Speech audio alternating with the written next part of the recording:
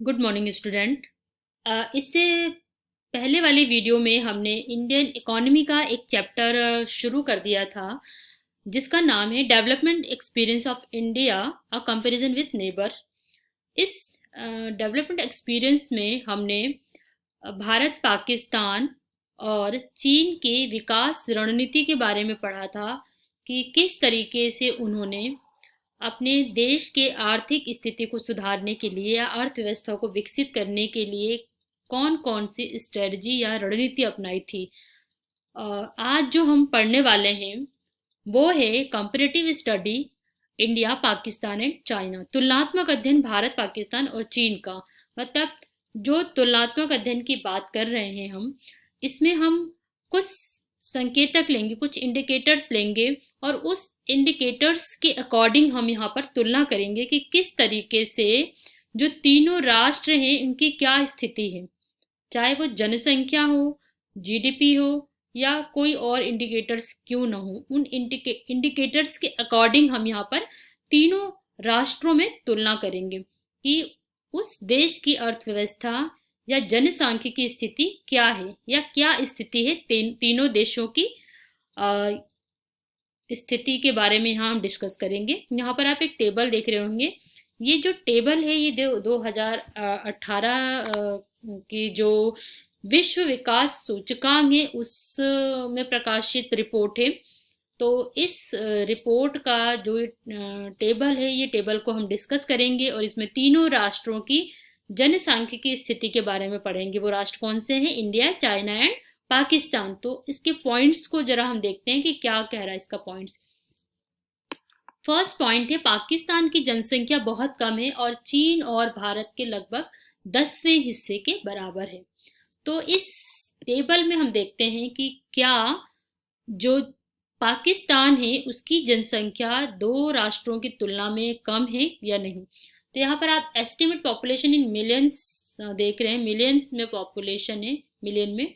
तो यहाँ भारत की जो जनसंख्या है वो 1325 मिलियन है, वहीं चाइना की क्या है 1393 मिलियन। तो जो हमने देखा है विश्व में जनसंख्या की बात की जाए तो चाइना नंबर 1 पे है और इंडिया जो है वो नंबर 2 पे माना जाता है। अगर इन दोनों राष्ट्रों की जनसंख्या देखें तो ये क्या क्या है, करीब करीब आसपास से देखने को मिलती हैं। जबकि इन दोनों की तुलना में पाकिस्तान की जनसंख्या आप देख रहे हो कि 212 मिलियन ही यहाँ पर दिख रही है। तो इन दोनों राष्ट्रों की तुलना में जनसंख्या की बात की जाए तो अभी भी पाकिस्तान क्या है, जनसंख्या के मामले में इन दोनों राष्ट्रों से अभी बहुत पीछे है। मतलब जनसंख्या जो है भारत और चाइना में ज्यादा है जबकि पाकिस्तान में कम है। मतलब कि जो 10वें हिस्से के बराबर है वो यहाँ पर बात को प्रूफ करती है कि यहाँ पर पाकिस्तान की जनसंख्या चाइना और इंडिया से बहुत कम यहाँ पर देखने को मिल रही है। अगला है चीन भौगोलिक रूप से तीनों में सबसे बड़ा लेकिन इसका घनत्व सबसे कम है। डेंसिटी की बात की जा रही है। जनसंख्या घनत्व या घनत्व क्या होता है कि प्रति वर्ग किलोमीटर में कितनी जनसंख्या निवास कर रही है। तो यहाँ पर क्या बताया गया है कि जो चाइना है उसकी भौगोलिक स्थिति क्या है, इन दोनों राष्ट्रों से तो बहुत बड़ी है या जो जोग्राफिकल फीचर्स है, जोग्राफिकल फीचर्स इसका ज़्यादा है। लेकिन डेंसिटी की बात की जाए या जनसंख्या घनत्व की बात की जाए तो भारत की जो जनसंख्या है या प्रति वर्ग किलोमीटर में रहने वाले लोगों की संख्या 455 है। जबकि पाकिस्तान में कितनी है 275 और चाइना में 148।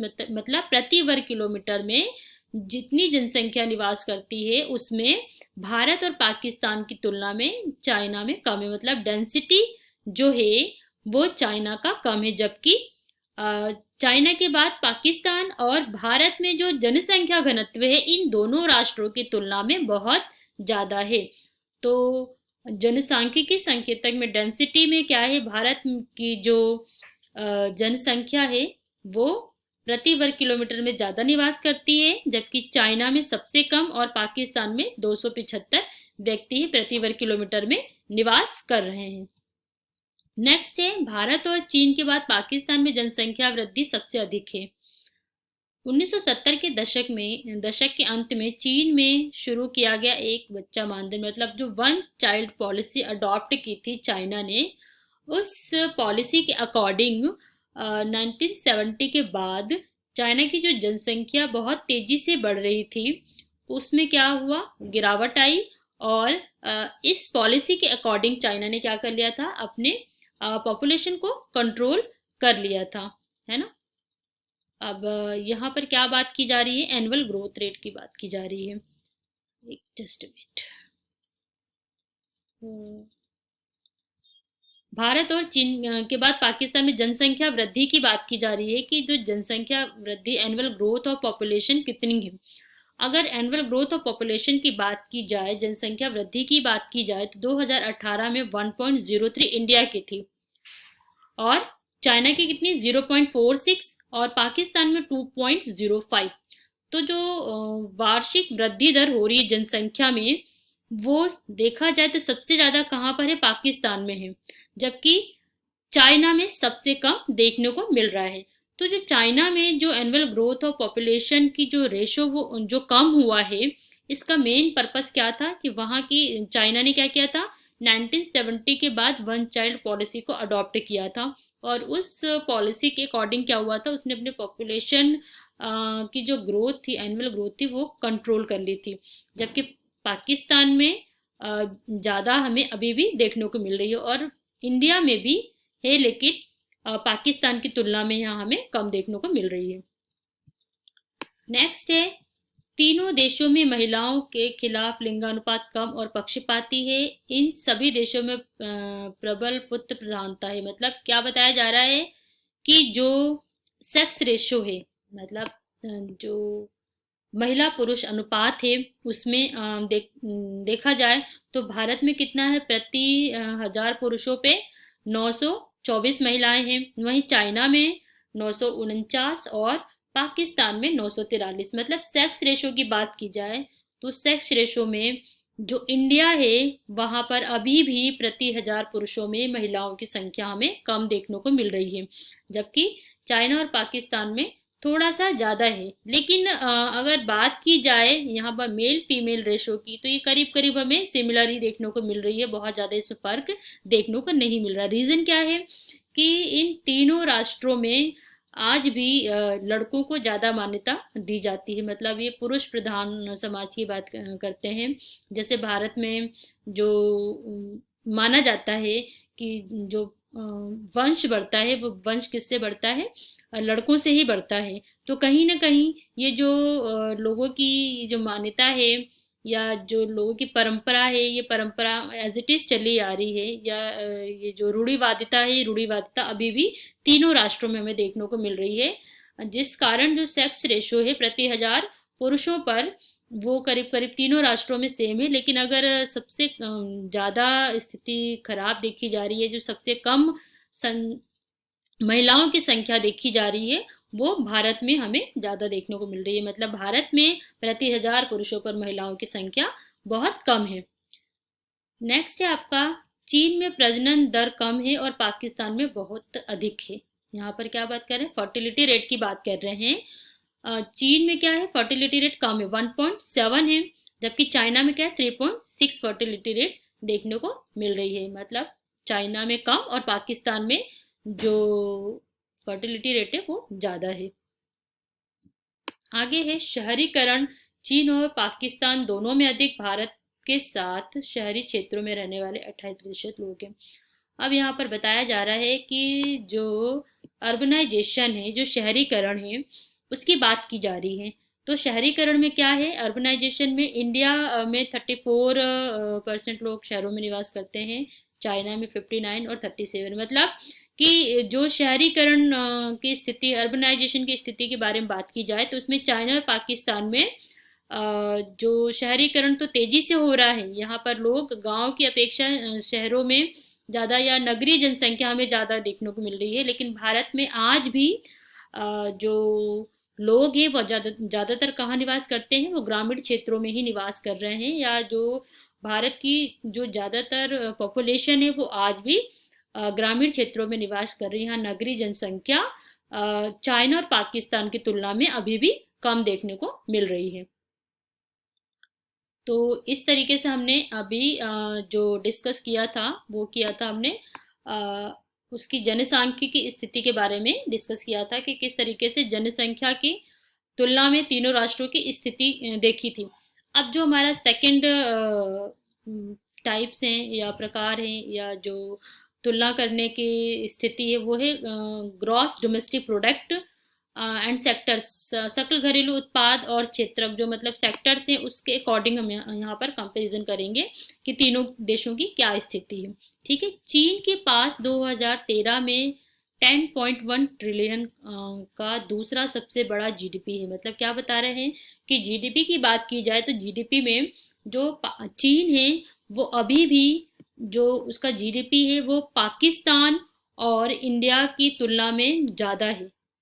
और उसके बाद इंडिया की जीडीपी कितनी, इंडिया और पाकिस्तान की जीडीपी क्रमशः 5.4 ट्रिलियन और 0.47 है। मतलब जो इंडिया की जीडीपी है वो 4.2 ट्रिलियन है और पाकिस्तान की जीडीपी 0.47 ट्रिलियन है। मतलब जीडीपी की अगर बात की जाए तो उसमें चाइना की जीडीपी ज़्यादा है, जबकि इन दोनों राष्ट्रों की जीडीपी क्या है, कम देखने को मिल रही है। ठीक है, नेक्स्ट है आपका विकास की इस राह पर चीन की औसत विकास दर लगभग 9.5% है, जबकि भारत और पाकिस्तान की औसत विकास दर क्रमशः 5.8 और 4.1 है। अगर ग्रोथ रेट की बात की जाए कि जो ग्रोथ रेट है भारत पाकिस्तान और चीन की तुलना की जाए तो उसमें हम ये पाएंगे कि चाइना की जो एवरेज ग्रोथ रेट है वो पाकिस्तान और भारत की तुलना में काफ़ी अच्छी स्थिति पे, मतलब वहाँ पर जो इकोनॉमी का जो ग्रोथ हो रहा है वो इन दोनों राष्ट्रों की तुलना में ज़्यादा अच्छी कंडीशन में है या ज़्यादा तेजी से देखने को मिल रहा है। जबकि अगर भारत और पाकिस्तान की बात की जाए तो भारत और पाकिस्तान में भारत का ग्रोथ रेट पाकिस्तान से ज़्यादा देखने को मिल रहा है। और तीनों की अगर कंपेयर किया जाए, तीनों की तुलना की जाए तो पाकिस्तान का ग्रोथ रेट ज़्यादा है और जो सॉरी चाइना का ग्रोथ रेट ज़्यादा है और पाकिस्तान का ग्रोथ रेट यहाँ पर कम देखने को मिल रहा है। नेक्स्ट है आपका चीन में वर्ष 2011 में 37% कार्यबल कृषि में लगे हुए थे। मतलब क्या बता रहे हैं, 2011 में जो चाइना था उसमें जो वर्क फोर्स था, जो कार्यबल था, जो लोग कार्यरत थे वो 37% जनसंख्या एग्रीकल्चर सेक्टर पे लगे हुए थे और उसका 9% जीडीपी का योगदान है।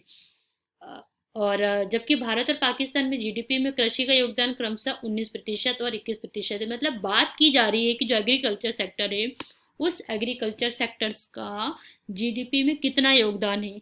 तो जो चाइना है उसके जो एग्रीकल्चर सेक्टर का जीडीपी का योगदान है वो 9% है और भारत और पाकिस्तान में ये 19 और 21% है। मतलब कि भारत और पाकिस्तान में जो जीडीपी का जो रेशियो है वो एग्रीकल्चर सेक्टर्स में अभी भी 19 to 21% है, जबकि जो चाइना है वहाँ पर इसका रेशियो कम देखने को मिलता है। तो इससे क्या पता चलता है यहाँ पर कि जो भारत या पाकिस्तान है वो आज भी कृषि प्रधान राष्ट्र है, यहाँ पर कृषि क्षेत्र की प्रधानता है और इसी प्रधानता के कारण यहाँ का जो जीडीपी में योगदान है वो एग्रीकल्चर सेक्टर का हमें यहाँ पर 19 to 21% देखने को मिल रहा है। भारत में लगभग 56% कृषि क्षेत्र में लगे हुए, मतलब जो वर्कफोर्स है या जो लोग कार्यबल है जो काम कर रहे हैं, वर्कर्स जो हैं वो वर्कर्स अभी भी भारत में कितने 56% लोग एग्रीकल्चर सेक्टर्स में लगे हुए हैं और पाकिस्तान में 45% जो पॉपुलेशन है वो एग्रीकल्चर सेक्टर्स में कार्यरत है या काम कर रहे हैं, जबकि ये जो रेशो है ये पाकिस्तान में हमें कम देखने को मिल रहा है। आगे है चीन में जो मैन्युफैक्चरिंग प्रोडक्ट हैं या जो जीडीपी में मैन्युफैक्चरिंग कंट्रीब्यूशन 47% है, जबकि भारत और पाकिस्तान में सेवा क्षेत्र में बहुत ज़्यादा इसमें नहीं देखने मिला, 50% से भी अधिक हमें यहाँ पर देखने को मिल रहा है। तो सीधी सी बात है कि जो मैन्युफैक्चरिंग प्रोडक्ट है उसमें चाइना में 47% उसका जीडीपी में योगदान है, जो बहुत ज़्यादा माना जाता है, जबकि भारत और पाकिस्तान में सर्विस सेक्टर्स का ज़्यादा योगदान है। सर्विस सेक्टर जो है